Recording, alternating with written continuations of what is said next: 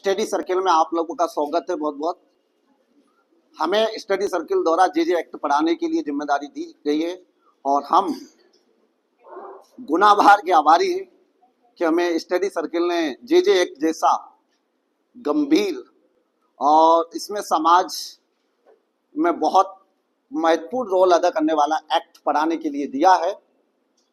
Bye दया नायक sir, मैं आप सभी का स्टडी सर्किल में बहुत बहुत स्वागत करता हूं, अभिनंदन करता हूं। चलिए आज हम डील करते हैं चैप्टर नंबर 4। चैप्टर नंबर 4 आपका डील करता है सीसीएल बालक के रिगार्डिंग प्रोसीजर को लेकर। हमने देखा था कि सीसीएल बालक कैसे डिक्लेयर होगा, सीसीएल बालक का प्राइमरी असेसमेंट किस तरीके से किया जाएगा, सीसीएल बालक का प्रारंभिक निर्धारण कौन करेगा, सीसीएल बालक के रिगार्डिंग प्राइमरी असेसमेंट करने के लिए टाइम लिमिटेशन इस चैप्टर में क्या दिए, किसी में 2 मंथ्स दिए, किसी में 3 मंथ्स दिए। इसके नेक्स्ट चैप्टर पढ़ेंगे हम सीडब्ल्यूसी को लेकर। सीडब्ल्यूसी यानी कि चाइल्ड वेलफेयर कमेटी को लेकर आपका सेक्शन 27, 28, 29 वगैरह डील करते हैं कि भाई सीडब्ल्यूसी में कितने मेंबर्स होंगे, क्या उनका कार्यकाल होगा, क्या तजुर्बा होना चाहिए सीडब्ल्यूसी का मेंबर बनने के लिए, किसी मेंबर के पास क्या क्वालिफिकेशंस होना चाहिए, सीडब्ल्यूसी का मेंबर के बाद सीडब्ल्यूसी का क्या कार्य और क्या एक्ट करेगी, सीडब्ल्यूसी का सुपरविजन कौन करेगा, ये सारे के सारे आज की क्लास में हम देखने वाले हैं विथ लिंकिंग लॉ के हिसाब से। तो लिंकिंग लॉ के हिसाब से सबसे पहले हम सेक्शन 10 दिखेगा। चैप्टर नंबर 4 कहां से कहां तक डील करता है, सेक्शन 10 से लेकर सेक्शन 26 तक डील करता है। बैरेक्ट में नोट डाउन करिएगा आप अपने में, क्या नोट डाउन करना हमें सबसे पहले बैरेक्ट में चैप्टर नंबर 10 कहां से 4 सॉरी चैप्टर नंबर 4 कहां से कहां तक डील करता है आपका, ओके राइट, तो नोट डाउन करिएगा आप इसमें। तो ये चैप्टर का पहला सेक्शन 10 आपका कहता है कि सीसीएल बालक के संबंध में गिरफ्तारी को लेकर डील करता है। सीसीएल बालक की अगर डेफिनेशन देखें हम कहां पढ़ के आए, सीसीएल बालक की 213 में, ओके राइट। सेक्शन 13 में हमने सीसीएल बालक की डेफिनेशन पढ़ी जो कि कहती है अगर डेट ऑफ ऑफेंस को, जिस दिनांक को ऑफेंस कमिट किया गया उस डेट को यदि 18 ईयर से कम एज है बालक की, तो वो बालक क्या माना जाता है, सीसीएल बालक माना जाता है, यानी कि विधि का उल्लंघन करने वाला बालक समझा जाता है। उसकी गिरफ्तारी को लेकर जे एक्ट में क्या दिशा निर्देश दिए हैं, क्या डायरेक्शन दिए हैं, वो सेक्शन 10 बताता हमें। सेक्शन 10 आपका ये कहता है, क्या कहता है कि जैसे ही पुलिस द्वारा उसे अरेस्ट किया जाएगा, सीसीएल बालक को क्या किया जाएगा, जैसे ही सीसीएल बालक को गिरफ्तार किया जाएगा तो पुलिस सबसे पहले क्या करेगी, उसको विशेष पुलिस बल यूनिट के पास या फिर बाल कल्याण अभियान पुलिस अधिकारी के पास, यानी कि ये वही विशेष पुलिस यूनिट है जो हमने 255 में पढ़ी है शायद। लिंकिंग करते जाना साथ में दोस्तों, बिना लिंकिंग के मजा नहीं आएगा, पीछे का भूल जाएगा। क्या होगा, आगे आगे पाठ पीछे सपाट वाली कहानी हो जाएगी। क्या आगे पढ़ते गए पीछे वाला भूल गए हम लोग, ऐसा नहीं होना चाहिए। तो क्या हमने 255 में जो पढ़ा था विशेष पुलिस बल एकांक यूनिट को दी जाएगी, या फिर अभिहित जो डेजिग्नेटेड बाल कल्याण ऑफिसर है, कौन है, designated child welfare police officer को दी जाएगी। जैसे ही पुलिस ऑफिसर किसी चाइल्ड को, सीसीएल बालक को गिरफ्तार किया जाता है, उसकी सूचना सबसे पहले किसको दी जाएगी, विशेष पुलिस बल एकांक यूनिट जो 255 में परिभाषित उसको, या फिर अभिहित बाल कल्याण पुलिस अधिकारी 218 में। ये लिखते जाना 218, 255 यहां भी लिखते जाइएगा। बैरेक्ट में तो लिख रहे हैं, एक बार और लिखा हो जाएगा, उधर लिखा है तो आप अपने बैरेक्ट में नोट डाउन करते जाइएगा जहां पर। तो इनको इंफॉर्मेशन दी जाएगी और इनके लिए बोला गया भैया 24 आवर से ज्यादा टाइम लिमिट में उसको बोर्ड के समक्ष अपीयर पेश किया जाएगा। कितना टाइम लिमिट दिया है, 24 घंटे के अंदर, 24 आवर्स के अंदर उसे बोर्ड के समक्ष अपीयरेंस सुनिश्चित की जाएगी। तो सीसीएल बालक को सबसे पहले अगर पुलिस गिरफ्तार करती है तो इसकी सूचना किसको जाएगी, सबसे पहले विशेष पुलिस बल एकांक या अभिहित बाल कल्याण पुलिस अधिकारी को, और यात्रा में जो समय लगता है उसको छोड़कर 24 आवर्स 24 घंटे के अंदर बोर्ड के समक्ष उसको प्रोड्यूस किया जाएगा बच्चे को। अब आप दिमाग सोच रहे होंगे हम लोग कि भाई 24 घंटे का टाइम लिमिट ही क्यों दिया है यहाँ पर, 48 घंटे का भी दे देते, वो 12 घंटे भी दे देते ये। तो आप लोगों ने अगर देखा हो फंडामेंटल राइट्स, आर्टिकल 22 का सब आर्टिकल 2 डील करता है 24 आवर्स को लेकर। आप नोट डाउन करिएगा, मेरी तरफ मत देखिए, लिखिए बैरेक्ट में बिठाइए, ये लिखो, नोट डाउन करो यहां बैरेक्ट में।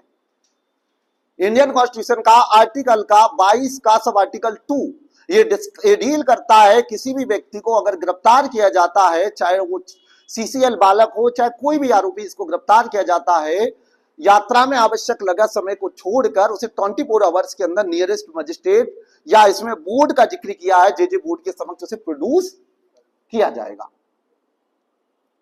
Okay right.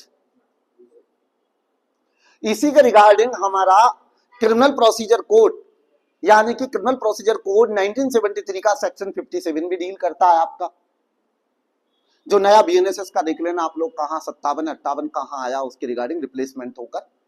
तो ए सेक्शन भी आपका हमें क्या बताता है कि 24 घंटे के अंतर्गत उसे नियरेस्ट मजिस्ट्रेट के यहाँ पेश किया जाएगा और किसी भी प्रकार की जेल या हवालात में नहीं रखा जाएगा बच्चे को, सीसीएल बालक को।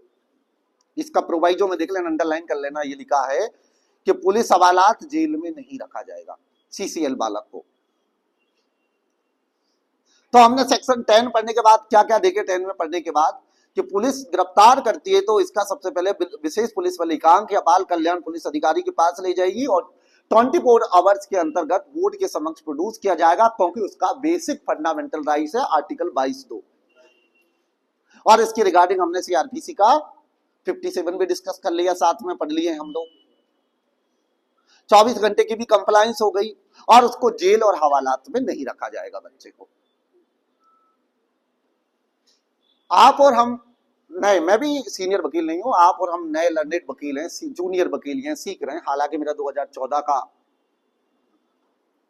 पास आउट हूं, थोड़ा मैं सीनियर हूं, तो वर्क के हिसाब से 2-2.5 साल की वकालत है मेरी भी, बस थोड़ा किताबें पढ़ने का तजुर्बा ज्यादा है, इस वजह से चाहे मान लो आप लोग। तो आप और हमारे यहाँ एक प्रॉब्लम फेस होती है।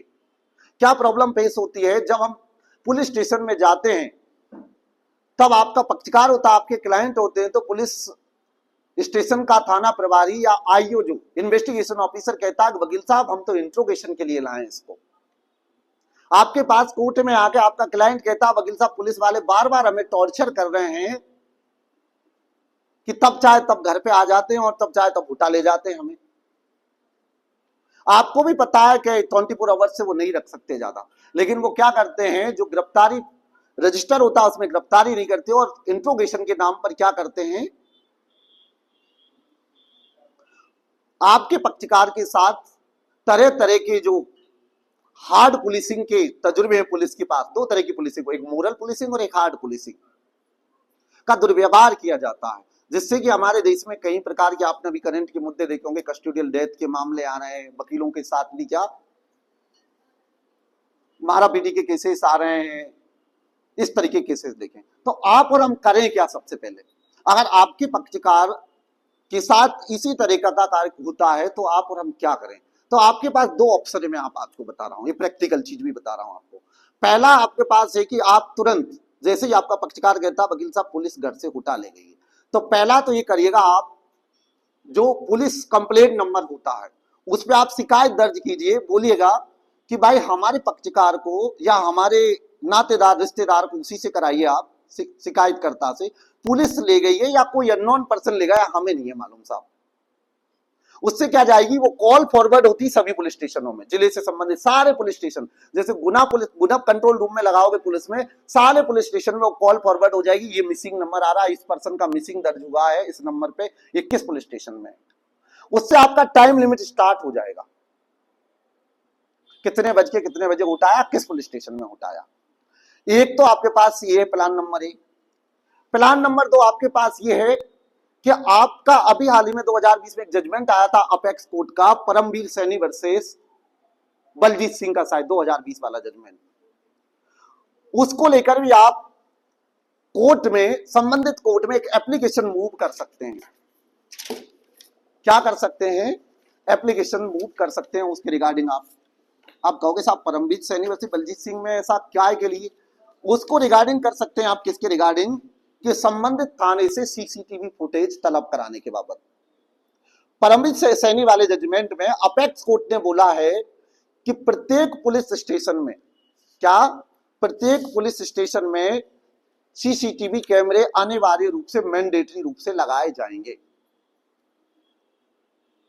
लिख लो आप लोग, वहां भी लिख लेना आप, यहां ना लिख पा रहे हो तो। Paramvir Singh Saini versus Baljit Singh 2020 supreme court का अपेक्स कोर्ट का है, 2020 का जजमेंट, बढ़िया है जजमेंट है। उन्होंने कहा कि भारत के, इंडिया के हर एक पुलिस स्टेशन में सीसीटीवी कैमरे लगाना अनिवार्य होगा। कैमरे, बलजीत सिंह 2020 ये जजमेंट है, 2 दिसंबर 2020 का डिसाइडेड है। उन्होंने कहा भारत के प्रत्येक पुलिस स्टेशन में सीसीटीवी कैमरे लगाना अनिवार्य है। अब ये कैमरे लगाए कहां जाएं? पुलिस वाले बड़े चालाक होते हैं, कैमरे ऐसी जगह लगाते हैं जहां से सीसीटीवी फुटेज ही ना होते। तो बोला इस जजमेंट में ऐसे कैमरे पुलिस स्टेशन के निकासी दौर और प्रवेश दौर पर लगाए जाएंगे, एंट्री गेट और बाहर एग्जिट गेट पर लगाए जाएंगे, लॉकअप में लगाए जाएंगे। लॉकअप में ज्यादातर क्या होती है, पुलिस क्रूअल्टी, मारपीट करती है इनके साथ। लॉकअप हवालात में लगाए जाएंगे, स्टेशन हॉल में लगाए जाएंगे, ड्यूटी ऑफिसर हॉल में लगाए जाएंगे, निरीक्षक सब इंस्पेक्टर के रूम में लगाए जाएंगे कैमरे, और बरामदगी हॉल होता है या परिसर होता है उसके बाहरी हिस्से में भी लगाए जाएंगे।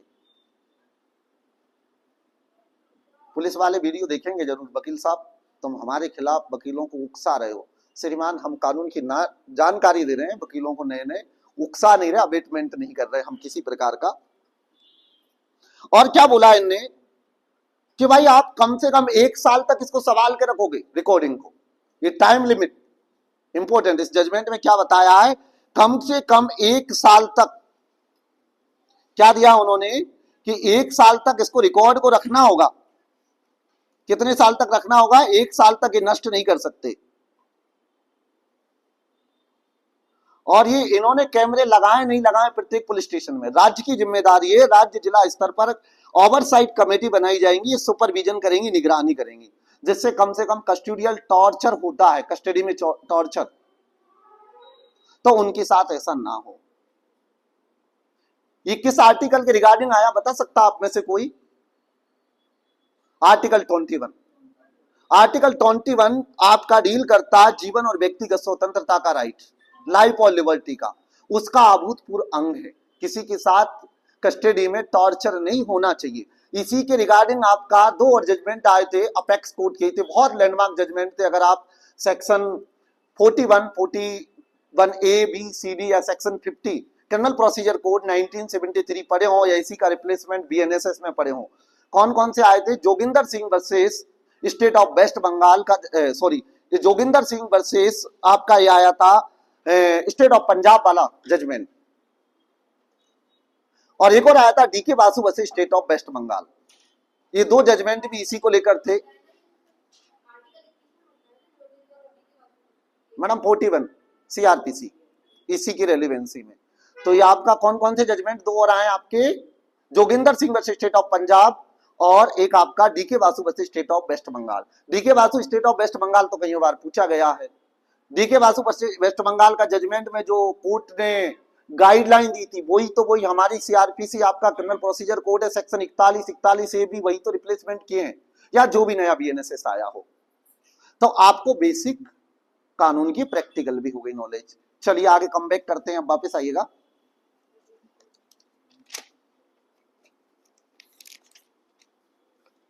सेक्शन 11 को आप गिवन अप कर दीजिए।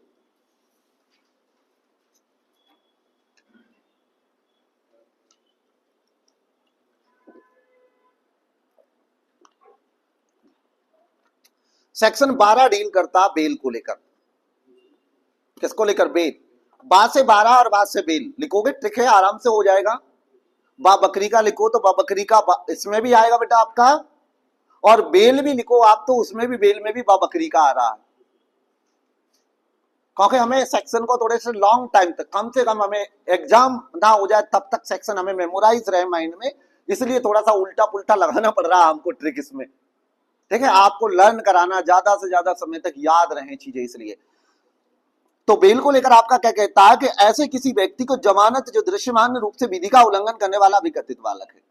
किसके रिगार्डिंग बेल के बारे में बात करता है? CCL बालक के रिगार्डिंग। जो CCL बालक है, चाहे उस बालक ने बेलेबल ऑफेंस कमिट किया हो, चाहे नॉन बेलेबल ऑफेंस कमिट किया हो। अंडरलाइन करो भाई साहब, इधर मत देखो मेरी तरफ, मैं तो यही हूं, कहीं नहीं भाग रहा, गुना कोर्ट में ही रहूंगा। इसमें देखिएगा आप, चाहे उसने बेलेबल ऑफेंस कमिट किए हो, चाहे नॉन बेलेबल ऑफेंस कमिट किए हो, तो क्या किया गया उसे, उन्होंने कहा कि भाई प्रतिभूति सहित रहित बंद पत्र पर छोड़ दिया जाएगा।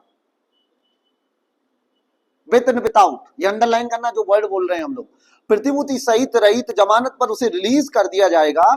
और रिलीज करने के बाद उसे कहां सुपरविजन में जस्टिट्यूशंस पढ़े हम लोगों ने 4F वाले फॉर्मूले के साथ। कल की क्लास में, मैंने परसों की क्लास में 4F का फॉर्मूला पढ़ाया था आपको। या जो सेक्शन आपके 40, 41, 42, 43, 47, 48, 49, 50 में जस्टिट्यूशंस उसके सुपरविजन में भेज दिया जाएगा। और ये प्रतिभूति सहित रहित बेल किससे भरवाया जाएगा, बच्चे का नहीं होता भरा। अगर आप 440 पढ़िएगा क्रिमिनल प्रोसीजर में, 440 सीआरपीसी का, उसमें क्लॉज सी या बी कहता है अगर आवेश के तो उसकी प्रतिभूति दोहराई प्रतिभूति भरवाई जाएगी। देख लेना एक बार, 440 ये है, 440 सेक्शन है, BSC क्लॉज होगा उसका, जहां तक मुझे मेमोराइज हो रहा। अगर आपने बाल न्यायालय में गए होंगे तो उसके पेरेंट्स वगैरह गार्जियन होते हैं, उन्हीं से भरवाया जाता। प्रतिभूति सहित रहित का मतलब ये है कि आपको मुचलके पे भी रिलीज कर दिया जाएगा। अगर कोर्ट चाहे तो कोर्ट का डिस्क्रिशनरी पावर है, नहीं तो आपसे जमानतदार भी मंगवा लिया जाएगा। नहीं वकील साहब आप एक जमानतदार पेश करिएगा या मुचल का निष्पादित कर दीजिए। ये यहाँ पर मतलब है, यहाँ पर प्रतिभूति सहित और रहित लिखने का, विथ एंड विदाउट। अगर ऐसा इंटेंशन नहीं होता विधायी का तो वो विथ लिख देते, विदाउट नहीं लिखते वो। तो सेक्शन 12 किसको लेकर डील करता है, CCL बालक के बेल को लेकर, चाहे उसने बेलेबल ऑफेंस कमिट किया हो चाहे नॉन बेलेबल ऑफेंस कमिट किया हो, प्रतिभूति सहित रहित जमानत पत्र पर उसे छोड़ दिया जाएगा, रिलीज कर दिया जाएगा। अब बेल मिलना ही मिलना है, चाहे बेलेबल ऑफेंस हो चाहे नॉन बेलेबल ऑफेंस हो। लेकिन उन्होंने ये प्रोवाइजो में 3 ऐसे रीजन दिए हैं जिसके की आधार पर बाल न्यायालय आपकी बेल को डिसमिस कर सकता है, बेल एप्लीकेशन।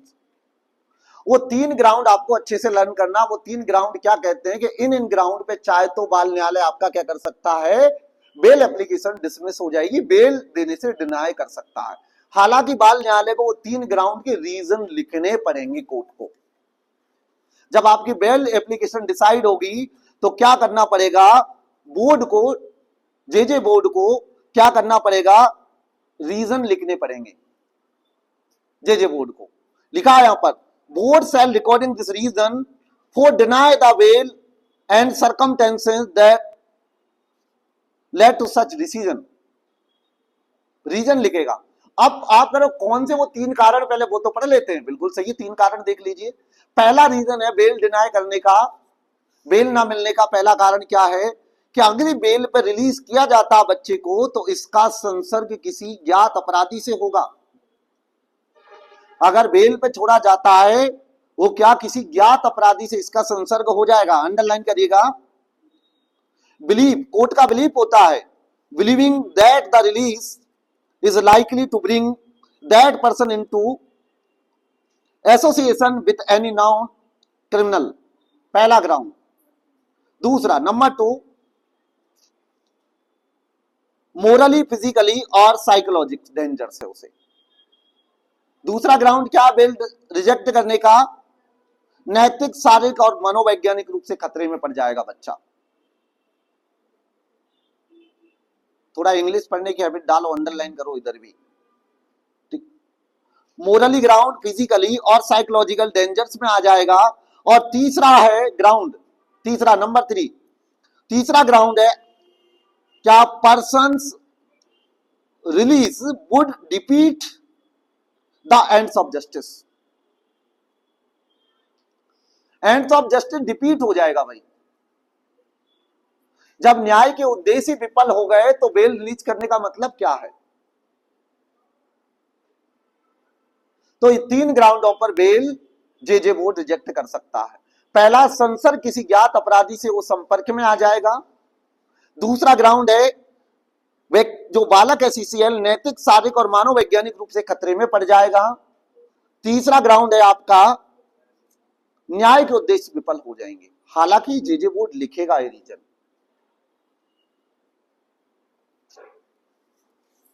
लेकिन बेल मिले ना मिले बच्चे तो बढ़ते जा रहे हैं। आप देख रहे हैं अभी पॉक्सो एक्ट में रोमियो क्लॉज एक्ट लाने का भी ऑनरेबल अपेक्स कोर्ट ने बोल दिया।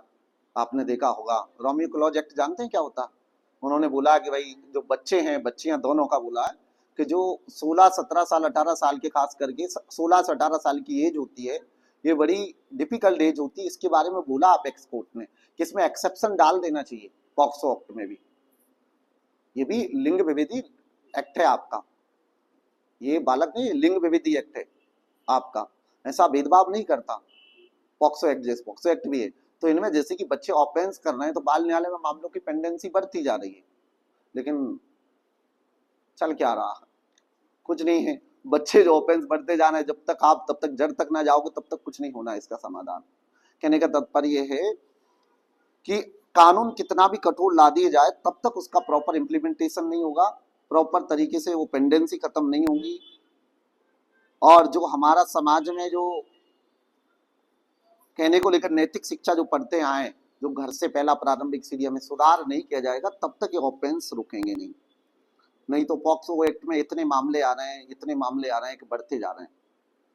हाँ, हालांकि उनमें बरी भी हो रहे हैं, सजा भी पड़ रही है, इधर आ रहे हैं तो इधर आरोपी भी बन रहे हैं बच्चे, बाल न्यायालय में भी चल रहे हैं ऐसे मामले।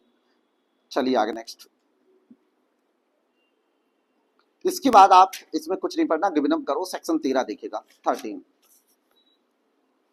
सेक्शन 13 डील करता है आपका किसको लेकर, कि जो पेरेंट्स गार्जियन या फिर आपका प्रोहिबिशन ऑफिसर्स को लेकर, इंफॉर्मेशन को लेकर, इंफॉर्मेशन पेरेंट्स गार्जियन इन प्रोहिबिशन ऑफिसर को लेकर।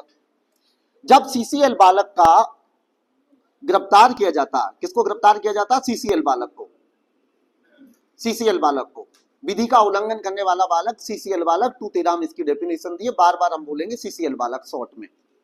तो सीसीएल बालक को गिरफ्तार किया जाता है तो उस पुलिस थाने का वारसाधक अधिकारी या पुलिस थाना विशेष पुलिस यूनिट या बाल कल्याण पुलिस अधिकारी के रूप में पदावित जो अधिकारी है, उसके पेरेंट्स और गार्जियन को इन्फॉर्म करेंगे कि आप कोर्ट के समक्ष अपीयर रहिए, भाई हम आपके बच्चे को पेश करना चाह रहे हैं।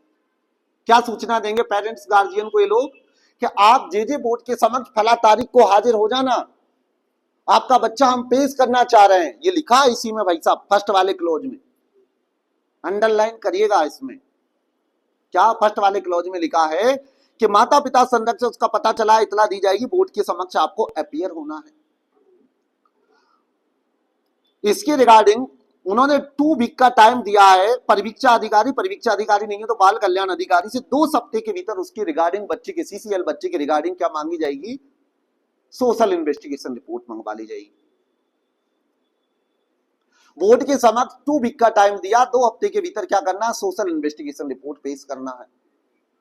कि किस सोशल इन्वेस्टिगेशन रिपोर्ट का यह देखा जाएगा, किस सरकमटेंसेस ने बालक ने अपराध किया है, बालक सीसीएल बालक की एज क्या थी, मैच्योरिटी क्या थी, क्या सरकमटेंसेस थी, किस फैमिली बैकग्राउंड से वो बच्चा बिलोंग करता है, क्या उसकी सामाजिक पृष्ठभूमि थी, एजुकेशन फैमिली से था या अशिक्षित परिवार से था वो बच्चा। तो ये सोशल इन्वेस्टिगेशन वगैरह रिपोर्ट 2 हफ्ते का यहाँ पर टाइम दिया, बोर्ड के समक्ष प्रस्तुत की जाएगी उन्होंने।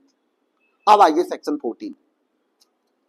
सेक्शन 14 डील करता है आपका विधि का उल्लंघन करने वाले बालक के संबंध में बोर्ड द्वारा जांच।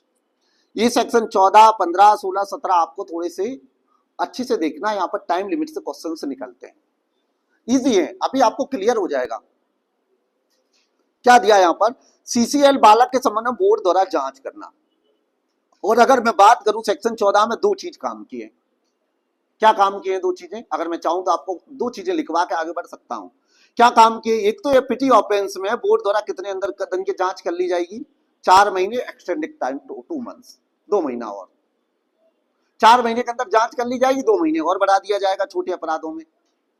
जघन्य अपराधों में बोर्ड के समक्ष पहली बार बालक के पेश किए जाने के 3 महीने के अंदर जांच कर ली जाएगी। बस यही पढ़ना है इसमें, लेकिन आपको समझ नहीं आया होगा, मैं समझ गया ना, पूरा नहीं पढ़ाना धारा, आपको अंडरलाइन कराना पड़ेगा, इसलिए यही है उसमें बस सार गर्भित चीज। क्या है, छोटे अपराधों में बोर्ड कितने महीने के अंदर जांच कर लेगा, 4 महीना, और बड़ा के टाइम कितना हो जाएगा, 2 महीना, एक्सटेंडेड टाइम। अगर अपराध जघन्य अपराध है तो प्राइमरी असेसमेंट कितने दिन के अंदर किया जाएगा बोर्ड द्वारा, पहली बार पेश करने की तारीख से 3 महीने के भीतर। चलो अंडरलाइन भी करा देते हैं आपको।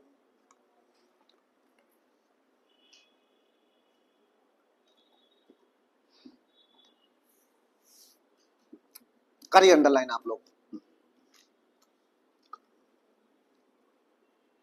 सबसेक्शन 2 में लिखा है 14(2) देखिएगा आप, 14(2) की लास्ट वाली लाइन में लिखा 2 मास की अधिकतम अवधि के अंदर विस्तारित नहीं की जाएगी, और 4 महीने लिखा आपका सेकंड लाइन में। इस धारा का अधीन कोई भी जांच बोर्ड के समक्ष बालक को पहली बार पेश किए जाने की तारीख से 4 महीने के अंदर कर लिया आप लोग अंडरलाइन। 4 महीने के अंदर क्या, एक छोटे ऑफेंस में लिख लो आप, पिटी ऑफेंस छोटे अपराध, कहां परिभाषा दी है छोटे अपराध पिटी offence 245। Okay very good.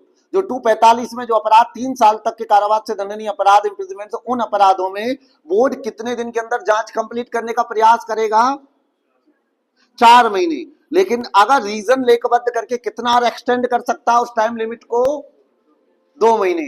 Total कितने हो गए एक्सटेंडेड टाइम को मिलाकर, लगा दोगे आप लोग एमसीक्यू। सीधा क्वेश्चन पूछेगा आपसे एग्जामिनर कि पिटी ऑफेंस में बोर्ड द्वारा जांच कितने दिन के अंदर कंप्लीट कर ली जानी चाहिए, 2 मंथ के अंदर कर ली जानी चाहिए। बी एमसीक्यू रहेगा आपका 2 मंथ्स एक्सटेंडेड टाइम 4 मंथ्स और एक्सटेंडेड टाइम 2 मंथ्स। सी एमसीक्यू रहेगा कुल 6 महीने, विस्तारित टाइम अवधि को समाहित करते हुए 6 महीने के अंदर कंप्लीट कर ली जानी चाहिए, या ऑल ऑफ दिस, या 8 महीने के अंदर कंप्लीट कर ली जानी चाहिए। तो कौन सा बेस्ट रहेगा इसका आंसर लगाना,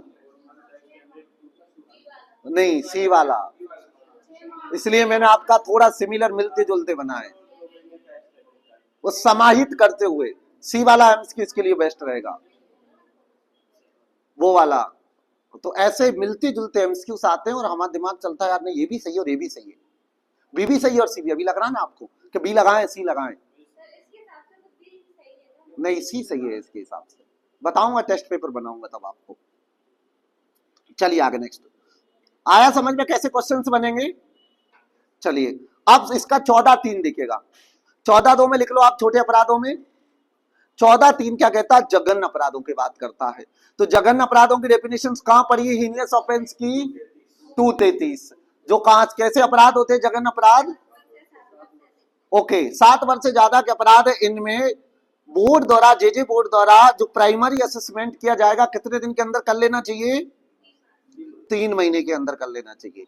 3 महीने की जो टाइम लिमिट है कब से स्टार्ट होगी, बोर्ड के समक्ष बच्चे को पहली बार पेश करने की डेट से, फर्स्ट अपीयरेंस से। जब जेजे बोर्ड के समक्ष सीसीएल बालक का फर्स्ट अपीयरेंस सुनिश्चित की जाती है, उस डेट से 3 महीने के भीतर ये पूछा जाएगा कब से 3 महीना, लिख लो अंडरलाइन कर लो इसमें आप लोग डायरेक्ट में। तो बोर्ड के समक्ष फर्स्ट अपीयरेंस की डेट ऑफ फर्स्ट अपीयरेंस के दिनांक से 3 मंथ्स के अंदर प्राइमरी असेसमेंट कंप्लीट होना चाहिए। ये 14(3) में आप कंप्लीट कर लिए, 14(2) और 14(3) ही पढ़ना है इसमें बस। अगर पढ़ना चाहते हो आप 14(4) भी पढ़ लेना। ये कहता है अगर एक्सटेंडेड टाइम को मिलाकर जो हमने सबसेक्शन 2 में पढ़ा है 4+2 का फॉर्मूला, 4+2 का जो फॉर्मूला पढ़ा हम लोगों ने, अगर उसके अंदर पिटी ऑफेंस में जांच कंप्लीट नहीं होती बोर्ड के समक्ष तो वो कार्रवाइयां लैप्स हो जाएंगी, लैप्स नहीं होंगी, इस तरीके से क्वेश्चंस बन जाते, तो कार्रवाइयां लैप्स हो जाएंगी, समाप्त हो जाएंगी। तो कुल मिलाकर हमें क्या पढ़ना है, 14 सबसेक्शन 2 एंड सबसेक्शन 3 एग्जाम के पॉइंट ऑफ व्यू से बस यही पढ़ना हमें, दोनों धाराएं इसमें। यदि पढ़ना चाहो तो इसका प्रोवाइजो भी देख लेना फॉर्मल। अगर हीनियस ऑफेंस या सीरियस ऑफेंस में बोर्ड द्वारा जांच पूरी करने में समय और बढ़ाने की अपेक्षा की जाती है, रिक्वायरमेंट किससे, सीजेएम और सीएमएम। इसका सबसेक्शन 4 का प्रोवाइजो में लिखे, अंडरलाइन करिएगा आप लोग। क्या लिखा, board JJ board serious offence और हीनियस ऑफेंस में कहता कि श्रीमान जो 3 महीने की टाइम लिमिट दी है उसमें प्राइमरी असेसमेंट कंप्लीट नहीं हो पा रहा, थोड़ा और वक्त चाहिए हमें, तो सीजेएम और सीएमएम से निवेदन करेंगे और वो कारण लेखबद्ध करने के बाद टाइम एक्सटेंड करना नहीं करना तो ये सीएमएम और सीजेएम देखेगा। तो ये थोड़ा उस रिगार्डिंग पढ़ लेना, इतना खास इंपोर्टेंट नहीं है, लेकिन 14(2) 14(3) से क्वेश्चन आते हैं और आते रहेंगे। चलिए आगे नेक्स्ट।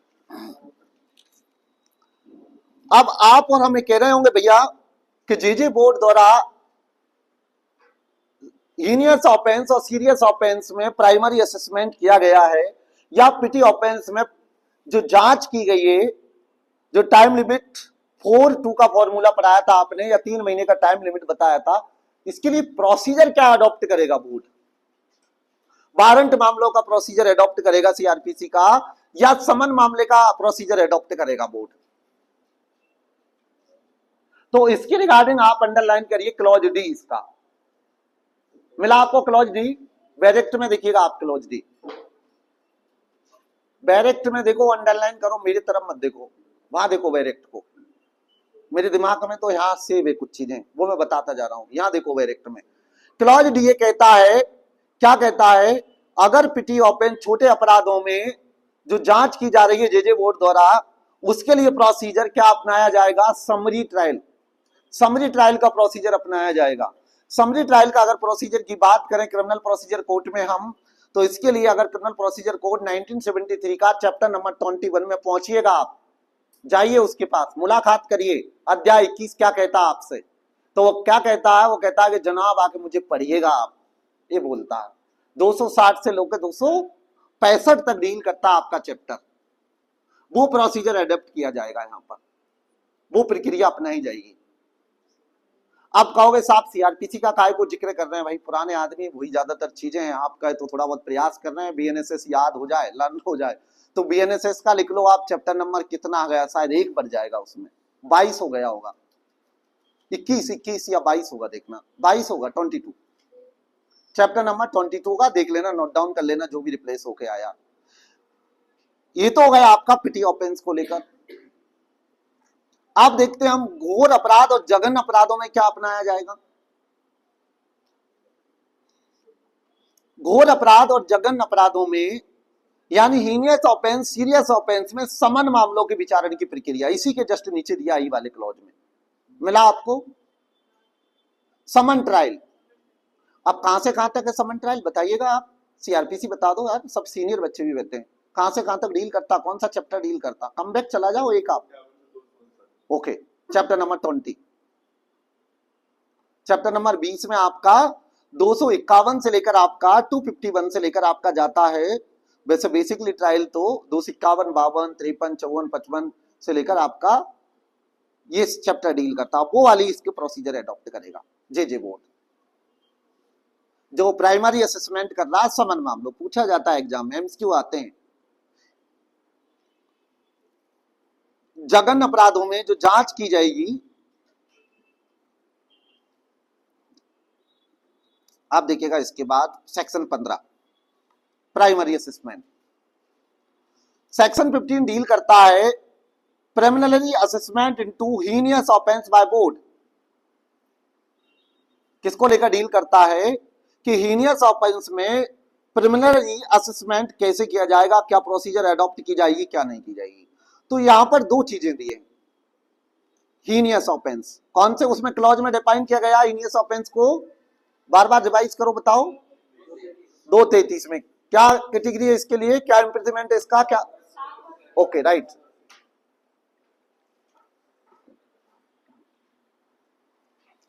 जो जघन्य अपराधों में 16 वर्ष से कम आयु के बच्चे द्वारा या 16 वर्ष से अधिक आयु, अंडरलाइन करिएगा, इसमें दोनों लिखी एज लिमिट। सेक्शन 15 के फर्स्ट वाली लाइन में ही लिखिए, अंडरलाइन करते जाइएगा आप। 16 वर्ष की आयु पूरी कर ली हो या 16 वर्ष से अधिक आयु का बच्चा हो, सीसीएल बालक, ऐसे अपराध करने के लिए उसका मेंटल स्टेटस क्या था, फिजिकल स्टेटस क्या था, उसकी कैपेबिलिटी देखी जाएगी, ऑफेंस के कॉन्सिक्वेंस देखे जाएंगे, अंडरलाइन करते जाइएगा, बैरेक्ट में ही लिखे हैं सब। ऑफेंस के कॉन्सिक्वेंस क्या थे, ऑफेंस के कॉन्सिक्वेंस समझने की उसकी क्या सरकमटेंसेस थी, क्या सरकमटेंसेस में उसने ऑफेंस कमिट किया है, ये निर्धारण सेक्शन 18(3) के उपबंधों के अनुसार ऑर्डर पास करेगा कोर्ट, जेजे बोर्ड, सॉरी, चाहे वो 16 वर्ष से कम आयु का है या 16 वर्ष से अधिक आयु का हो, जिसने की जघन्य अपराध किया है, जो 233 में डिफाइन है, आप लोगों ने बोला 233 में ही है डेफिनेशन इसकी।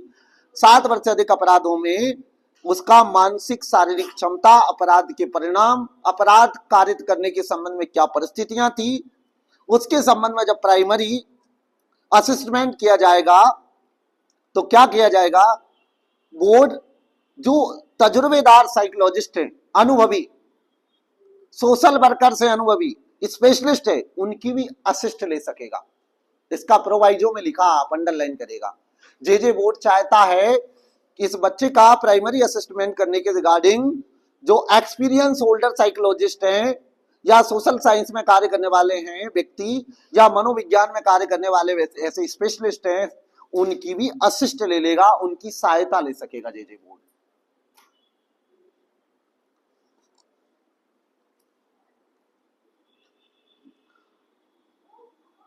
अब यहां से एक और क्वेश्चन निकलता है, प्राइमरी असिस्टमेंट क्या ट्रायल माना जाएगा क्या? तो इसी का एक्सप्लेनेशन में अंडरलाइन करेगा, ट्रायल में कंसीडर नहीं किया जाएगा, विचारण नहीं माना जाएगा। प्राइमरी असिस्टमेंट क्या नहीं माना जाएगा? विचारण नहीं माना जाएगा। ऐसे बालक अविदित अपराधों की क्षमता और परिणामों को समझने का निर्धारण होता है। ये अंडरलाइन कर लेना आप, एक्सप्लेनेशन में लिखा है, ये ट्रायल नहीं है, ये तो केवल बच्चे का क्षमता और परिणामों को निर्धारण करने के लिए रिगार्डिंग है।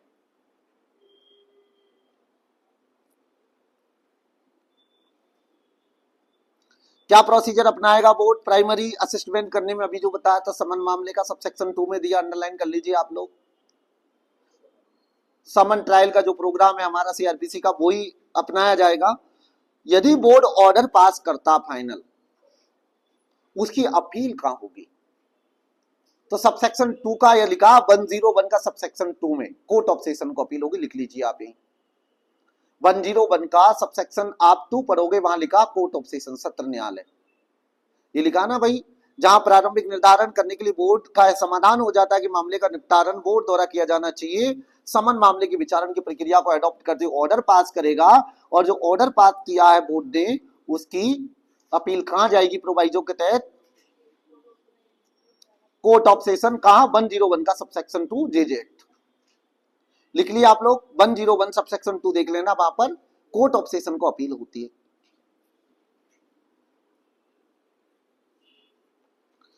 अब देखिए सेक्शन 16, जांच के लंबित होने का रिव्यू। जांच के लंबित होने तक क्या रिव्यू की बात करता है, कि जांच की पेंडेंसी चल रही है, review of pendency of inquiry. तो किस किस को पावर दी है? सीजेएम और सीएमएम।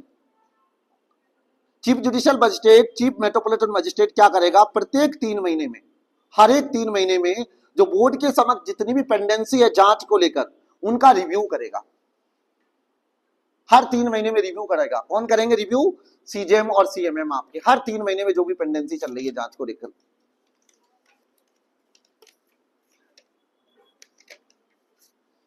लेकिन उन्होंने कहा कि भाई इसी से काम नहीं बनेगा, वो एक क्या करेंगे, हायर लेवल की कमेटी भी स्टेब्लिशमेंट कर रहे हैं सब सेक्शन 2 में, वो भी रिव्यू करेंगी हर 6 महीने में। एक उच्च स्तरीय समिति बनाई जा रही है सब सेक्शन 2, देखिएगा 16(2) के तहत। 16(2) में एक उच्च स्तरीय समिति का स्टेब्लिशमेंट हो रहा है, हाई लेवल कमेटी कॉन्स्टिट्यूट की जा रही है, और जो कि हर 6 महीने में रिव्यू करेगी। इसका चेयरपर्सन कौन होगा? इसका चेयरपर्सन जो सालसा का कार्यकारी अध्यक्ष होता है, नालसा, सालसा, डालसा आप लोगों ने पढ़ा होगा, ठीक है। नालसा मतलब होता है national legal service authority, salsa मतलब होता है state legal service authority, DALSA मतलब डिस्ट्रिक्ट लीगल सर्विस अथॉरिटी, ठीक है। तो उन्होंने कहा क्या, जो राज्य विधिक सेवा प्राधिकरण सालसा का चेयरपर्सन होगा, वो इसका अध्यक्ष, कार्यकारी अध्यक्ष के रूप में काम करेगा। किसका अध्यक्ष मैडम? इसका हायर लेवल कमेटी का, जो हर 6 महीने में पेंडेंसी को लेकर रिव्यू करेगी। लिखते जाइए आप पेन से वहीं पर। और जो होम सेक्रेटरी गृह विभाग का साइज यहां लिखा होगा, अंडरलाइन करना आप लोग इसमें, उसका सेक्रेटरी या सेक्रेटरी के रूप में कार्यकारी अधिकार करेगा। और इसके अलावा एक जो हमारे एनजीओ वगैरह है, एक मेंबर सालसा के अध्यक्ष द्वारा, चेयरपर्सन द्वारा बुला लिया जाएगा। यानी त्रिस्तरीय समिति होगी, 3 मेंबरों की कमेटी होगी। कितने मेंबरों की हाई लेवल कमेटी? 3। तो चेयरपर्सन कौन होगा इस कमेटी का, हाई लेवल कमेटी का? सालसा का चेयरपर्सन कार्यकारी अध्यक्ष होगा। सेक्रेटरी के रूप में कौन काम करेगा? होम सेक्रेटरी गृह विभाग का है, वो करेगा। और इसके अलावा एक कार्यकारी अध्यक्ष एनजीओ वगैरह गैर सरकारी संगठन वगैरह से बुला लिया जाएगा, किसके द्वारा? सालसा के चेयरपर्सन द्वारा। काम क्या करेगी हाई लेवल कमेटी? ये हर 6 महीने में रिव्यू करेगी पेंडेंसी को लेकर जे बोर्ड के समक्ष। Okay right. और हर 3 महीने में कौन करेगा रिव्यू? सीजेएम और सीएम एम।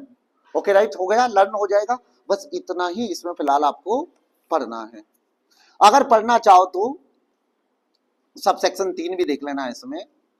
इसमें भी हर 3 महीने में क्या होता है, जितने भी मामले लंबित है बोर्ड इसकी इंफॉर्मेशन देता सीजेएम और डीएम को। हमारे यहाँ भाई इतने मामले लास्ट मंथ में डिस्पोज हो गए, इतने अभी पेंडेंसी चल रही है, इतने मामले अगले महीने के लिए सूचीबद्ध किए गए हैं, इतने मामले और लंबित है। इसकी किसको रिपोर्टिंग जाएगी? डीएम और सीजेएम को। हर कितने महीने में जाएगी? 3 महीने में रिपोर्टिंग जाएगी। ये सबसेक्शन 3 आपका डील करता है 16(3). तो 16(3) में क्या बताया? बोर्ड द्वारा तिमाही आधार पर लंबित मामलों की सीजेएम, सीएमएम और डीएम को रिपोर्टिंग जाएगी। तो सेक्शन 16 आई होप आशा करते हैं आपको लर्न हो गया होगा। 16(1) में सीजेएम सीएमएम हर 3 महीने में रिव्यू करेगा। 16(2) में हाई लेवल कमेटी करेगी हर 6 महीने में। हाई लेवल कमेटी किस किस से बनेगी? सालसा का चेयरपर्सन इसका कार्यकारी अध्यक्ष होगा, होम सेक्रेटरी इसका कार्यकारी सचिव होगा, एक गैर सरकारी संगठनों से मेंबर बुला लिया जाएगा। इसका काम क्या है? पेंडेंसी को लेकर क्या रिव्यू करना। जांच नहीं, रिव्यू वर्ड लिखा, जांच अलग होती है, रिव्यू अलग होता है। और ये पेंडेंसी को लेकर रिपोर्टिंग जाएगी हर कितने? 3 महीने में। किसको देंगे रिपोर्टिंग? सीजेएम और डीएम साहब को। चलिए 16(1), 16(2), 16(3). चलिए आगे नेक्स्ट सेक्शन 18 डील करता सीसीएल बालक के बारे में। ऑर्डर रिगार्डिंग सीसीएल बालक, किसके रिगार्डिंग? सीसीएल बालक के रिगार्डिंग ऑर्डर पास किए जाएंगे। इसमें सेक्शन 18 में क्या ऑर्डर पास किए जाएंगे सीसीएल बालक के रिगार्डिंग? देखिएगा, हम देखते हैं, इसमें थोड़ा अंडरलाइन करते जाना आप लोग।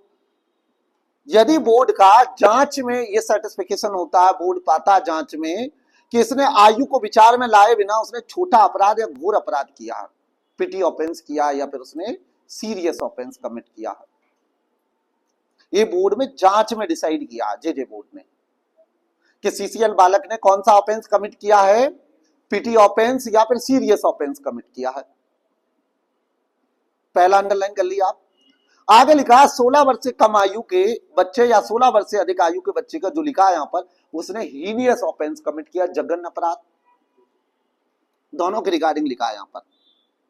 तो बोर्ड क्या करेगा? सबसे पहले जब उसने प्राइमरी असेसमेंट सेक्शन 15 के अधीन किया था, 15 में प्राइमरी असेसमेंट किया था, उसके बारे में आरंभिक निर्धारण किया था, तो उसके संबंध में उसने सोशल इन्वेस्टिगेशन रिपोर्ट मंगाई थी, वगैरह वगैरह देखा था। उस ऑर्डर में लिखा भी है अपराध का प्रकृति, नेचर ऑफ ऑफेंस, ये अंडरलाइन करते जाना, इसी में लिखा है। सुपरविजन का ऑर्डर, मध्य छिप की विशिष्ट आवश्यकताएं, सोशल इन्वेस्टिगेशन रिपोर्ट, बालक का प्रीवियस कंडक्ट, पूर्ववर्ती आचरण कैसा था कैसा नहीं था, इन सबको ध्यान में रखते हुए अब ऑर्डर पास होगा इसमें। चाहे वो पिटी ऑफेंस में बच्चा आया हो, चाहे हीनियस ऑफेंस में आया हो सीसीएल बालक, चाहे वो बालक आपका जघन्य अपराध में, चाहे उसकी एज 16 वर्ष से कम आयु हो, 16 वर्ष से अधिक आयु की हो, उसमें बच्चा आया, उसके रिगार्डिंग प्राइमरी जो असेसमेंट रिपोर्ट देखी जाएगी, सोशल इन्वेस्टिगेशन रिपोर्ट तलब की थी बोर्ड ने, वो देखी जाएगी, नेचर ऑफ ऑफेंस देखा जाएगा, कॉन्सिक्वेंस देखा जाएगा। सोशल इन्वेस्टिगेशन रिपोर्ट को ध्यान में रखते हुए अब बोर्ड क्या क्या ऑर्डर पास कर सकता है वो थोड़ा सा आप अंडरलाइन करते जाइए। तो पहला ऑर्डर क्या कर सकता है? वो उसको एडमोनिशन पर रिलीज कर सकता है, एडवाइस और एडमोनिशन पर, आफ्टर एडवाइस और एडमोनिशन पर रिलीज कर सकता है।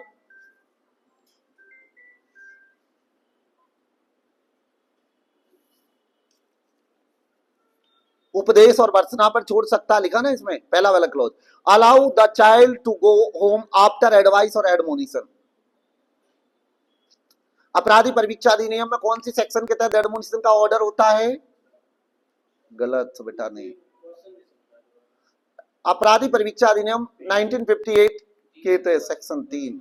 ओके ठीक, हाँ, तो वो ऑर्डर कर सकता है, वो चाहे तो क्या कर सकता है? उपदेश वर्षना पर छोड़ सकता है, या बालक को सामूहिक परामर्श से ऐसे क्रियाकलाप में भाग लेने का डायरेक्शन देगा। सामूहिक परामर्श कि भाई इसका काउंसलिंग वगैरह कराई जाए, या ऐसे गेम में बच्चे को पार्टिसिपेट कराया जाए जिसमें कि एक से ज्यादा बच्चे मिलके खेलते हैं, जैसे कि क्रिकेट है, हॉकी है, आपका फुटबॉल है, बहुत सारे बच्चे मिलके खेलते हैं, कैरम बोर्ड प्रतियोगिताएं जो भी होती रहती है। सामूहिक परामर्श या व्यक्तियों के ऐसे संस्था इंस्टीट्यूशन के समक्ष सुपरविजन में सामुदायिक सेवा के लिए भेज सकता है, कम्युनिटी सर्विस के लिए बच्चे को भाई वृद्धाश्रम में भेजा जाए सेवा करने के लिए, बुजुर्गों की थोड़ा सा उसमें तजुर्बा है बच्चों को, तो इस तरह के सामुदायिक सेवा कम्युनिटी सर्विस को लेकर कह सकता है बोर्ड आप। तो इस तरीके के यहाँ पर, या ई वाला क्लॉज देखना आप लोग, उसके पेरेंट्स या गार्जियन या फिट पर्सन से विद इन विदाउट 3 इयर्स का क्या करा सकता है, उसे प्रतिभूति सहित रहित सदाचरण परिवीक्षा पर रहने के लिए क्या श्योरिटी ले सकता है। परिवीक्षा पर, सदाचरण की परिवीक्षा, भैया आप इसको शांति व्यवस्था बनाए रखेगा बेटा, किससे लेगा, बच्चे से नहीं ली जाएगी। पेरेंट्स लिखा उसी में, अंडरलाइन करते जाओ, पेरेंट्स से, गार्जियन से या फिट पर्सन योग्य व्यक्ति से, इनसे क्या करा सकता, प्रतिभूति सहित या रहित 3 साल का क्या लग सकता है, उसे सदाचार बना रहने के लिए बनवा सकता है।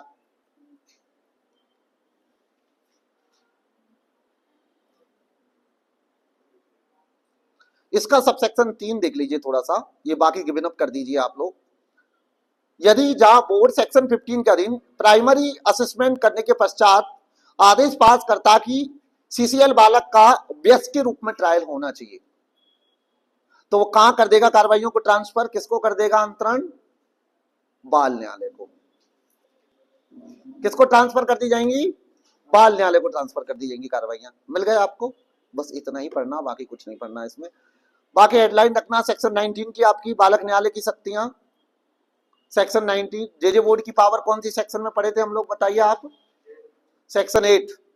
जेजे बोर्ड की पावर कौन सा सेक्शन था, 8, तो लिख लो यहां, जेजे बोर्ड की पावर सेक्शन 8, बालक न्यायालय की पावर सेक्शन 19। आगे मैं चाइल्ड वेलफेयर कमेटी की पावर पढ़ाऊंगा सेक्शन 29, तो लिख लो, एक साथ याद हो जाएंगी, 8, 3, 19, 29।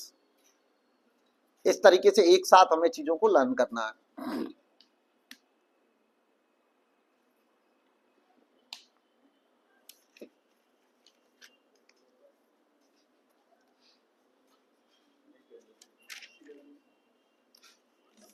आप बीच के जो सेक्शन उनको गिवन अप करो, आप बंच बनाओ सेक्शनों का थोड़ा सा, आप लोग, एक होता है ना चाबी का गुच्छा रहता है, उस टाइप एक बंच बना लो सेक्शनों का। अब पढ़ेंगे हम एक बंच में कौन कौन सी सेक्शन, सेक्शन 24, 21, 22, 23 और 24, 4 सेक्शन एक साथ ही पढ़ेंगे, 21, 22, 23, 24। बना लिया आप लोग बंच सेक्शनों का। सेक्शन 21, 22, 23, 24 एक साथ पढ़ने वाले हैं, लिख लिया आप डायरेक्ट में, आप एक जगह लिख लो इसको। सेक्शन 21 डील करता है कि भाई जो सीसीएल बालक के अगेंस्ट में कौन सा ऑर्डर पास नहीं करेगा जजमेंट में, तो उन्होंने कहा डेथ ऑफ सेंटेंस और एलआई लाइफ इंप्रिजनमेंट का सेंटेंस उसको नहीं दिया जाएगा, अंडरलाइन कर लेना आप लोग।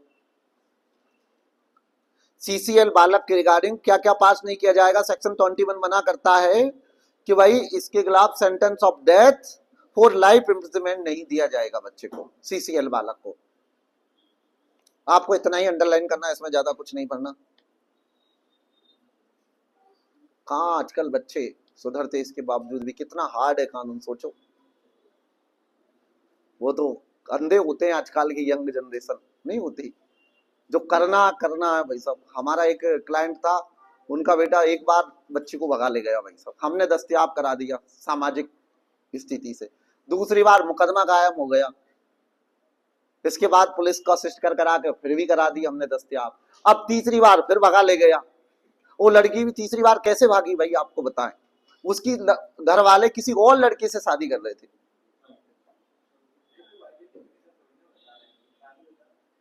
तो वो तीसरी बार भी चली गई, शादी में से फेरों में से चली गई, फेरों में से उस लड़के के साथ जिसकी बार 2 बार भाग चुकी है।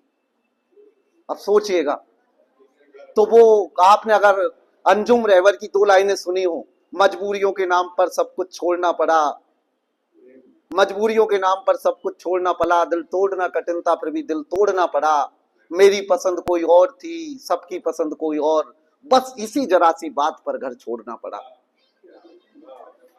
तो वो वाली बातें हैं। तो एक बार बार लड़के लड़कियां भाग रहे हैं, इसके पीछे क्या है? बात ये नहीं है। जो अंजुम रहबर ने लिखा वो आज वर्तमान परिस्थितियों में चल रहा भाई।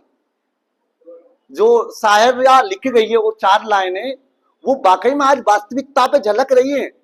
जब एक लड़का एक लड़की के साथ या लड़की लड़का के साथ बार बार जा रही है, क्या है? वही है ना बात। तो चलिए आगे नेक्स्ट, वापस कम बैक। तो डेथ ऑफ सेंटेंस और एलआई का सेंटेंस पास नहीं किया जाएगा। चलिए आगे नेक्स्ट। सेक्शन 22 डील करता है आपका कि भाई जो चैप्टर नंबर 8 हम क्रिमिनल प्रोसीजर कोड का पढ़ते हैं, जो आपका 106 से लेकर 1110 तक जाता है, सीआरपीसी क्रिमिनल प्रोसीजर कोड आपका 1973 का, दंड प्रक्रिया संहिता 1973 का अध्याय 8 106 से लेकर 110 तक जो डील करता है। जो नया वाला आ गया आपका 125, 26, 27, 28 बीएनएसएस। कहां गए नए वाले सेक्शन भी लिख लो आप। 125 से लेकर 26, 27, 28, 29 के जो प्रोविजन है वो क्या जेजे एक्ट के मामलों में लागू होंगे क्या? तो नहीं होंगे, यही कह रहा है। Okay right. तो ये सीआरपीसी के प्रोविजन जो चैप्टर नंबर है, ये जेजे एक्ट के बालक सीसीएल बालक के रिगार्डिंग संहिता का प्रोविजन, ना तो कोई कार्रवाई संचित की जाएगी, ना ही कोई ऑर्डर पास किया जाएगा। क्या क्या नहीं हो सकता, ये बंच इसलिए बनवाया हमने। डेथ ऑफ सेंटेंस नहीं दिया जा सकता, एलआई नहीं दिया जा सकता, और सीआरपीसी का चैप्टर 8 के प्रोविजन लागू नहीं होंगे। चलिए आगे नेक्स्ट। सेक्शन 23 के बाद आइए आप लोग थोड़ा सा सेक्शन 24। सेक्शन 24 का मैंने डिस्कस किया था आपको। सेक्शन 3 में कितने प्रकार के सिद्धांत पढ़ाए हैं मैंने आपको? थोड़ा तेज आवाज आना चाहिए, लगे खाना खा के बैठे हैं, आवाज नहीं आ रही। कितने? 16 प्रकार के सिद्धांत पढ़े थे। तो उसमें से 16 प्रकार के सिद्धांत में से आपका 14वें नंबर का सिद्धांत क्या डील करता था? Number of 14, principle of number of 14। देखो 14वें नंबर का। अरे यार आप लोग बाबा रामदेव का नकली वाला घी खाते हो आप लोग, गाय का। Okay very good. नए सिरे से शुरुआत करने का सिद्धांत क्या कहता है? नए सिरे से शुरुआत करने का सिद्धांत कि जो बालक को लेकर रिगार्डिंग जो दस्तावेज है सीसीएल बालक को रिगार्डिंग, वो सारे के सारे डिस्ट्रॉय कर दिए जाएंगे, समाप्त कर दिए जाएंगे, नष्ट कर दिए जाएंगे। तो वही तो 24 कह रहा भाई साहब। आज सीसीएल बालक ने है 18 साल से कम आयु का बच्चा है सीसीएल बालक, इसने किसी बहकावे में आके अपराध कर दिया, क्योंकि उसका बोनाफाइड इंटेंशन तो है नहीं है, क्योंकि प्रिंसिपल नंबर 1 ही कहता है, क्या कहता है कि उसका मेलाफाइड इंटेंशन क्रिमिनल इंटेंशन था, ये तो कंसीडर किया ही नहीं जाएगा।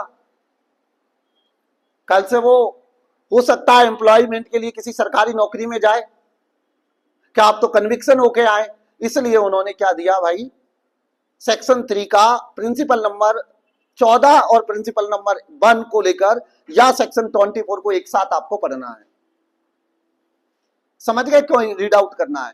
तो सेक्शन 24 भी यही कहती है बालक के रिगार्डिंग क्या जो जो दस्तावेज है पुलिस, बोर्ड, बाल न्यायालय में सबके सब अपील अवधि पश्चात या युक्तियुक्त अवधि पश्चात नष्ट कर दिए जाएंगे। अंडरलाइन करिएगा 24(2) इसके रिगार्डिंग। 24 का सबसेक्शन 2 आप अंडरलाइन कर दीजिए कि बोर्ड, पुलिस, बाल न्यायालय अपनी स्वयं की जो भी है डायरेक्शन दे सकेगा कि भाई उसकी अपील अवधि पश्चात क्या कर दिए जाए, उनको नष्ट कर दिए जाए। भाई इतना ही पढ़ना है इसमें। और किसी भी प्रकार का 24 सबसेक्शन बने कहता किसी प्रकार का निर्योग्यता वगैरह से ग्रसित नहीं माना जाएगा, किसी प्रकार की अयोग्यता नहीं मानी जाएगी बाल न्यायालय के बाद। आगे आइए नेक्स्ट आप।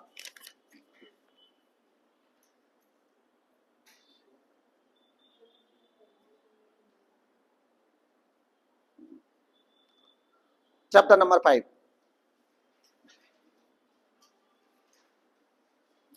चैप्टर नंबर 5 आपका डील करता है सीडब्ल्यूसी को लेकर, चाइल्ड वेलफेयर कमेटी। कहां पढ़ी हमने डेफिनेशन इसकी, बताओ थोड़ा। 222 में हम इसकी डेफिनेशन पढ़ के आए चाइल्ड वेलफेयर कमेटी की।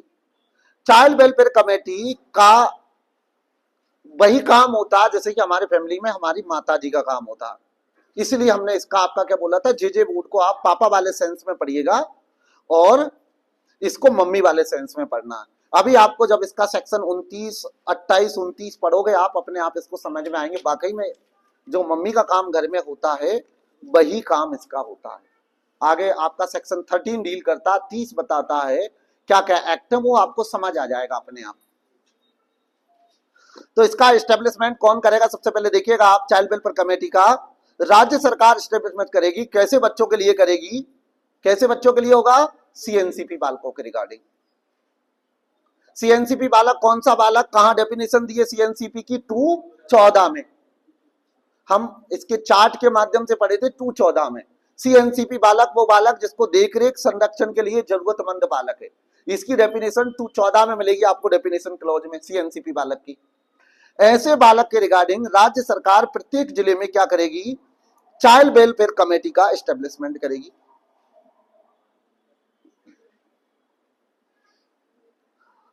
एस्टेब्लिशमेंट करने के बाद सभी मेंबर के लिए, जो भी मेंबर आएंगे इसमें 2 महीने के अंदर ट्रेनिंग की व्यवस्था कराएगी। वहां कितने महीने के अंदर ट्रेनिंग की व्यवस्था हो रही थी? 60 दिन। उधर हम लोगों ने पढ़ा था 60 दिन में ट्रेनिंग होगा उनका, और यहाँ कितने दिन में ट्रेनिंग हो रहा है? 2 महीने। अगर आपसे पूछा जाए जे बोर्ड में प्रधान अध्यक्ष और सदस्य को मिलाकर कितने दिन के अंदर राज्य सरकार ट्रेनिंग देगी जे बोर्ड के सदस्य अध्यक्ष को? 60 दिन। ये चाइल्ड वेलफेयर कमेटी के मेंबर्स को कितने दिन में ट्रेनिंग दिलवाई जाएगी? 2 मास के अंदर। अब आप कहोगे 2 महीने ही तो 60 दिन होते हैं, कभी महीना 28 का भी, कभी 29, कभी 31 का भी होता है। ठीक है, तो इसलिए टाइम जो दिया, महीना दिया, महीना याद करना हमें, और टाइम लिमिट जो दिया वही आपको लर्न करना है। आप ये कितने लोगों से मिलके बनेगी? देखिएगा यहां पर चलता आपका 1+4 का फॉर्मूला। वहां क्या चलता था फॉर्मूला आपका? 1+2 का। जे बोर्ड का सेक्शन 4 में हम पढ़े। और यहाँ क्या चल रहा? 1+4 का। 1+4 में एक चेयरपर्सन होगा आपका, और इसमें 4 मेंबर होंगे, एक महिला होगा, एक वुमेन होगी। लिख लिया आप लोग? अंडरलाइन कर लिए? यहाँ पर देख लो, लिख लो। एक अध्यक्ष, 4 अन्य सदस्य, उनमें से एक महिला होगी। 27(2) में दिया आपका है। 27 सबसेक्शन 2 डील करता है कि चाइल्ड वेलफेयर कमेटी का एक अध्यक्ष 4 अन्य सदस्यों से मिलकर बनाई जाएगी, और जिसमें कि कम से कम एक महिला और दूसरा अन्य बालकों से संबंधित जो विशेषज्ञ होगा, जिसमें बालकों के संबंध में अध्ययन किया हो, बालक बाल कल्याण के रूप में कार्य किए हों, ह्यूमन राइट्स में काम किए हों, वो व्यक्ति होगा। इनके लिए क्वालिफिकेशन दिए व्यक्ति के समिति के मेंबर के लिए सबसेक्शन 4 देख लीजिए। सबसेक्शन 4 में क्या क्या दिए उन्होंने? चाइल्ड साइकोलॉजी या लॉ, सोशल वर्कर या सोशियोलॉजी के रूप में वर्क किया ये मेंबर द्वारा। बाल मनोविज्ञान, मनोरोग विज्ञान, विधि, सामाजिक कार्य, सामाजिक विज्ञान में, या मानव हेल्थ, ह्यूमन हेल्थ, या एजुकेशन, या मानव विकास, या दिव्यांगजन बालकों के संबंध में विशेष शिक्षा की डिग्री धारण करने वाले, और कम से कम 7 साल तक का तजुर्बा रखने वाले। वहां भी 7 ईयर से, यहाँ भी 7 ईयर से। बस वहां पर प्रधान अध्यक्ष जो जे बोर्ड का अध्यक्ष होता है उसके लिए 3 साल का तजुर्बे की बात की गई है, बट डिफरेंस यहां और वहां इतना है। तो यहाँ कितना तजुर्बा होना चाहिए? उतना ही तजुर्बा होना चाहिए, कितना? जितना जे बोर्ड के सदस्य को होना चाहिए उतना ही तजुर्बा क्या होगा? चाइल्ड वेलफेयर कमेटी का सदस्य बनने के लिए होना चाहिए। दोनों के लिए 7-7 साल का तजुर्बा होने की बात की गई है भाई।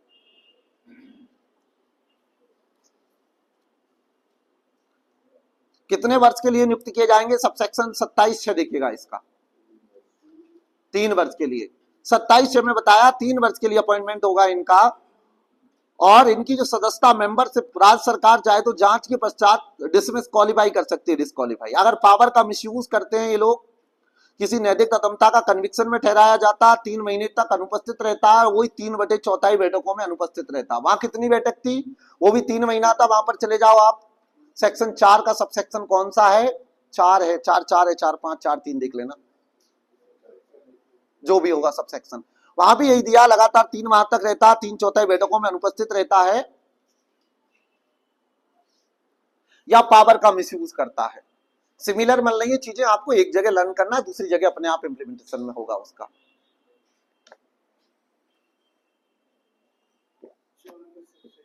अब आइएगा सबसेक्शन 8 इसका। सब सेक्शन 8 में कहा कि कमेटी है जो, कमेटी का हर 3 महीने में डीएम रिव्यू करेगा, इसको रिपोर्ट पेश की जाएगी। समिति जिला मजिस्ट्रेट को ऐसे प्रारूप में हर 3 महीने में क्या करेगी, एक रिपोर्ट प्रस्तुत करेगी डीएम को, हर तिमाही आधार पर।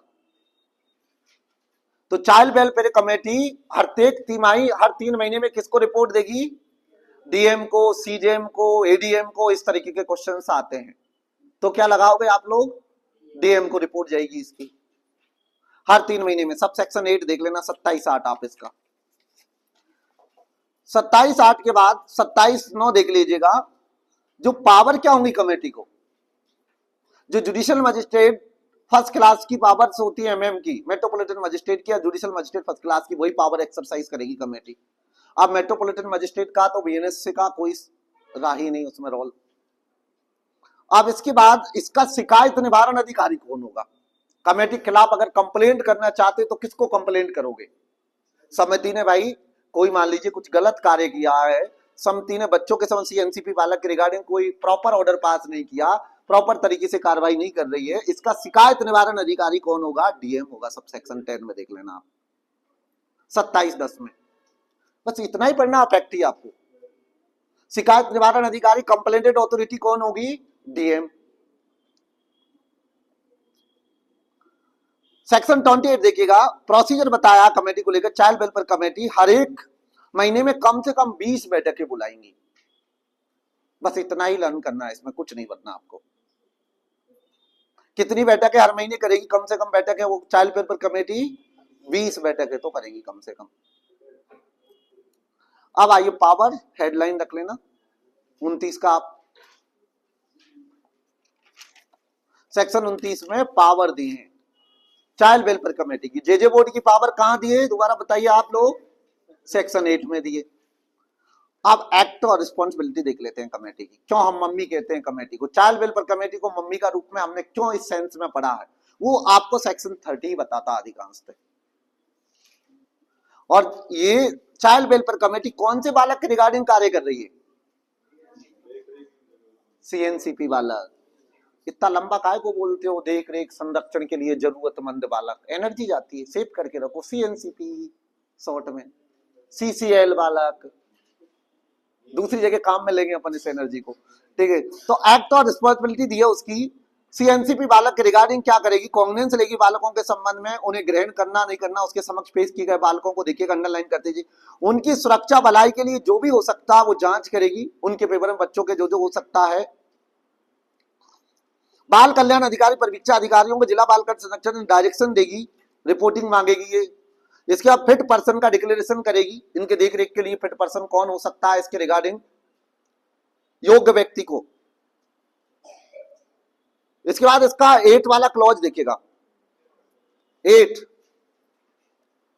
देख रेख संरक्षण के लिए जरूरतमंद बालकों को आवासिक सुविधा, जहां पर सीएनसीपी बालकों को रखा जाना है वहां पर क्या होता है बच्चों के लिए, आप लोगों ने देखा होगा बच्चों का हॉस्टलों में बहुत जो छात्रावास, बालिका छात्रावास, बालक छात्रावास में शोषण होता है। बिहार का आप लोगों ने देखा होगा, छोटी छोटी बच्चियों के साथ क्या घटनाएं हुई है। तो इसलिए उन्होंने जिम्मेदारी दी है चाइल्ड वेलफेयर कमेटी को कि भैया कम से कम जहां आवासिक सुविधा, प्रत्येक मास में कम से कम 2 बार निरीक्षण करे, सुपरविजन करेगी जाके हर महीने। 8 वाले क्लॉज में कि जो सीएनसीपी बालकों को जो आवासिक सुविधाएं हैं तो कितने, प्रत्येक मास कम से कम 2 बार निरीक्षण करना और जिला बाल संरक्षण राज्य सेवाओं क्वालिटी में सुधार करने के लिए सिफारिश करना कि भाई यहाँ पर घटिया क्वालिटी का खाना दिया जा रहा बच्चों को, माहौल गंदगी बहुत फैली हुई है, इसकी रिपोर्टिंग दी जाएगी, इसमें सुधार लाइए भाई। आगे देखिएगा नेक्स्ट 9th वाला क्लॉज, सरेंडर ब्लैक निष्पादित कराना, देखना सरेंडर ब्लैक के रिकॉर्ड। इसके बाद 11th वाला क्लॉज देखिए, रोमन गिनती दी है, थोड़ा सा आती होगी रोमन गिनती तो भूल भाल गए सब, आती है ना। तो 11th वाला क्लॉज देखिएगा, ऐसे अनाथ प्रत्यक्ष अभ्यर्पित बालकों को दत्तक ग्रहण के लिए क्या करना, वैध रूप से मुक्त करना, फ्री फॉर एडॉप्शन। पढ़ाया आप लोगों को मैंने, चार्ट के माध्यम से सब लिखा है ये चीजें। इसके बाद देखिएगा आप 13 क्लॉज, पॉक्सो एक्ट के तहत जो बालिकाएं दस्तयाब होती हैं, चाइल्ड वेलफेयर कमेटी यहां पेश की जाती है ना, दस्तयाब होने के बाद 164 की स्टेटमेंट रिकॉर्ड कराने के बाद, तो ये 13 वाला क्लॉज क्या था आपका।